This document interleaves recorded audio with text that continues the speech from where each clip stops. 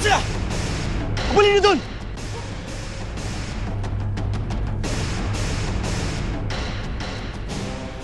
O sige, asahan ko yan, ha? Maraming salamat. Thank you very much. Bye.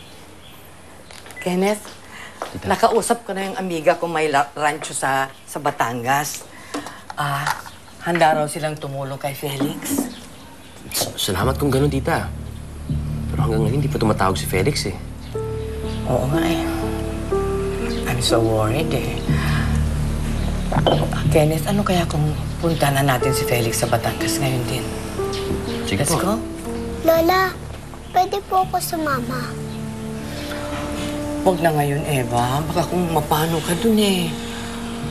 Stay here na lang, ha? I promise pagbalik ko, kasama ko ng daddy at mami mo. Come here. Stay. Promise niyo po yan, Lola. I promise. Ibabalik ko sila, Mami at Daddy. Maghihintay lang po ako dito. You be a good girl, ha? No. You eat na. Sige na. Kenneth, let's go.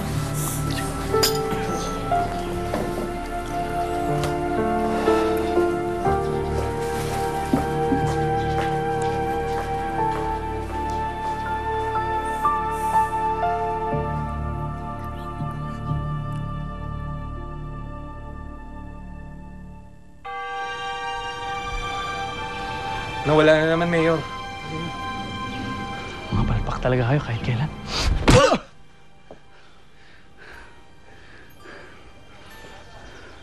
Hanapin nyo! Hanapin nyo!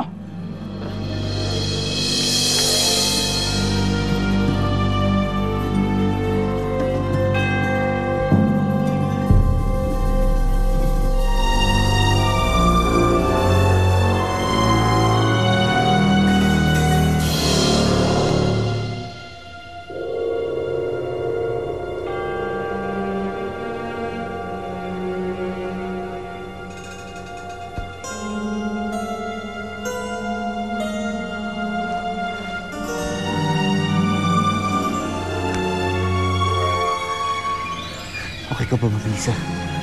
Kayang pantabakbo? Felix, okay pa ako. Ikaw ang inaalala ko, yung sugat mo siriwa pa. Sa totoo lang, di ko na nararamdaman yung sakit ng sugat ko. Basta nangigibabaw sa akin yung saya. May kasama na kita.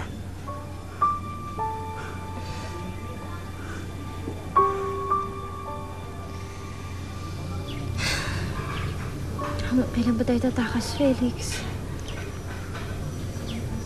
Melissa, huwag ka mag-alala, matatapos din to. Oras na makalayo tayo dito.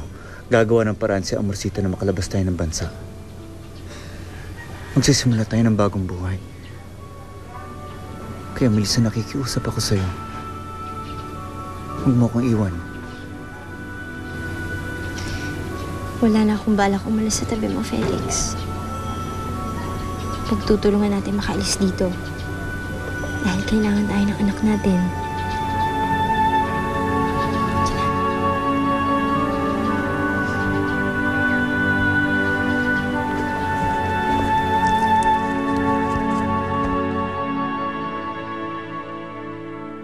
Bitawan niyo! Ano ba? Nasasaktan ako! Sino ba kayo? Huwag ka nang pumalag! Ano ba? Bitawan mo, sabi ako, huwag mo akong gawing kaso! Bitawan mo ako! Palikot! Bitawan mo ako! Ah!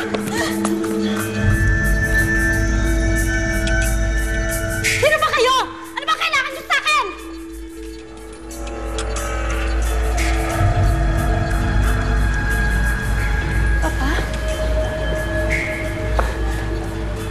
Alam ko ang ginawa mo kay Rosana nang huli kayo magkita.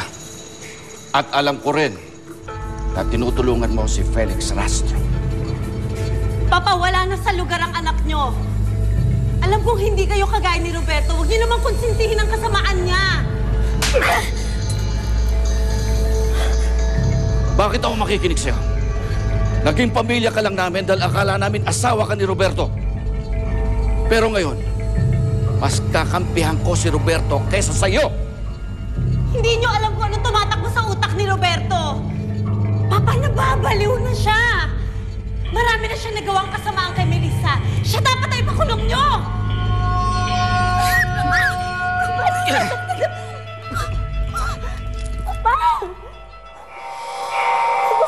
Wala kang gagawing ikapapahamak ng anak ko.